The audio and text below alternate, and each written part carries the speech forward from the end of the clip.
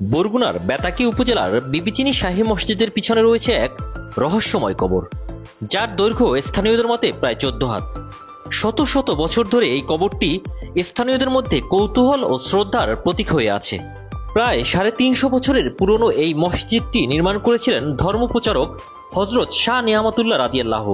ধারণা করা হয় মসজিদের পাশে তার এবং পরিবারের সদস্যদের সমাধি রয়েছে। তবে 3টি কবরের মধ্যে একটি অস্বাভাবিকভাবে দীর্ঘ, যা স্থানীয়দের কাছে আজও রহস্যের বিষয়।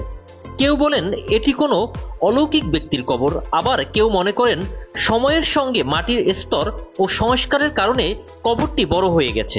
বিবিচিনি এলাকার প্রবীণরা জানান, এই কবরটি আমাদের ইতিহাস ও বিশ্বাসের অংশ। দূর দূরান্ত থেকে মানুষ এখানে আসে ফাতিহা পড়তে ও দর্শন করতে। তবে প্রত্নতত্ত্ব অধিদপ্তর বা ইতিহাসবিদরা এখনও এ বিষয়ে কোনো বৈজ্ঞানিক তথ্য প্রকাশ করেননি।